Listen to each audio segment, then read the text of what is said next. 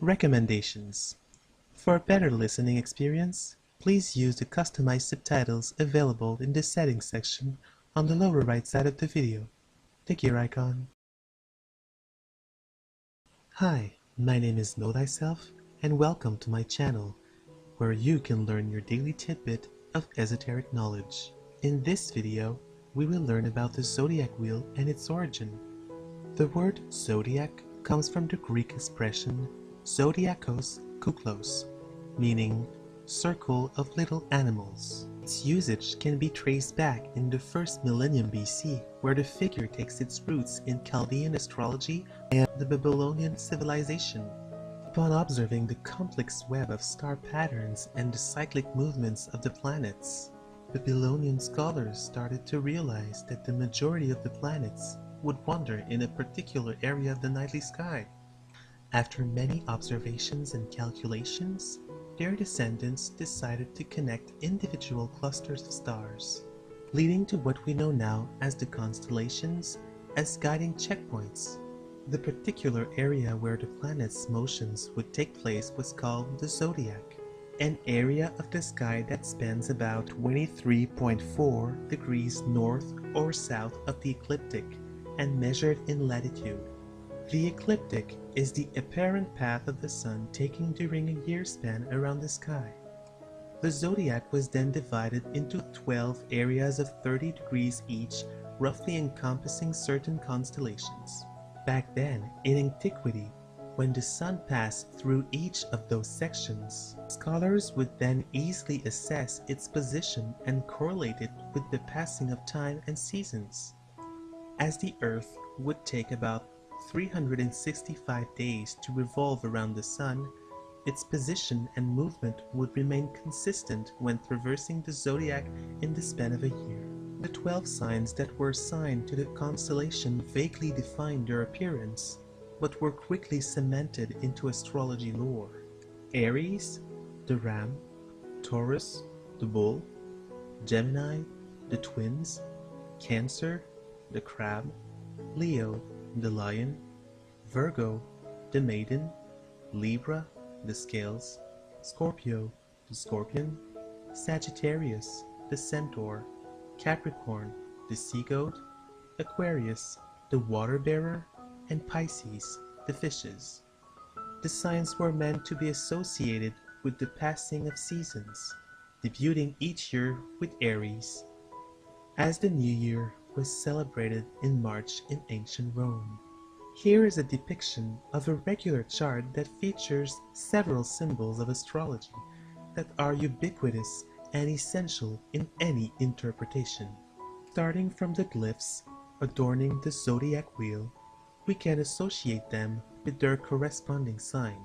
The outer glyphs surrounding the zodiac symbolize the planets and other points that are significant enough to garner interpretation depending on the astrologer. The spaces between the lines protruding inward and outward the zodiac wheel are called houses. Those are generally depicted in Roman numerals. Finally, the multiple colored lines in the center of the chart are named aspects. Confused yet? Don't fret about it. I will go through several videos explaining those in details. To sum this up, just remember that the planets represent psychological functions, like our ability to create bonds with others or our relation with faith. The signs are what colors those functions with attitudes and manners. The houses tell us in which area of our life this attitude and function is expressed.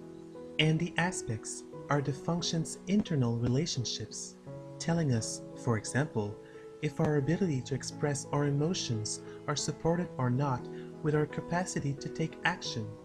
However, there is a crucial element to address now, and it's quite an elephant in the room for those who are familiar with astronomy. The original positions of the constellations, as it were in the Babylonian era, is no longer accurate. In other words, when the sun supposedly passes through a sign in the zodiac, let's say Aries, the constellation it's actually traversing is Pisces, which is the sign coming before it. The reason lies in the concept called precessions of the equinoxes. Without going into specifics, as it would take another video just to describe the phenomenon, as the Earth rotates on itself and revolves around the Sun, its axis very slowly changes direction. This causes the constellation to slightly shift their positions and the Sun to enter sign each year a bit later than previously. Nothing is really perceptible if taken only for a few years, but compare the Sun's position over millennia and you get a 5-degree change for the same date.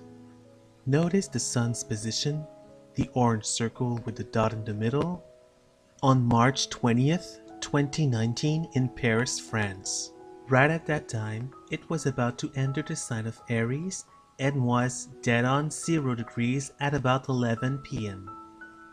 Moving way back in the past in 1019, same place, same day at around 4 p.m.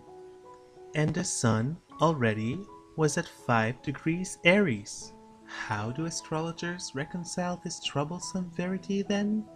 By simply dissociate the actual zodiac belt with the astrological one used in Western astrology. You see, most astrologers practicing Western astrology use what's called tropical astrology, where the first degree of the first sign, Aries, always coincides with the vernal equinox in the northern hemisphere, around March 20 or 21. Tropical astrology is fixed in time and relates more with the season year-round compared to its sister, sidereal astrology, who is used in Indian astrology and by some Western astrologers. Sidereal astrology takes the degree lag caused by equinox precession into account and thus is considered by some to be more reliable than tropical astrology.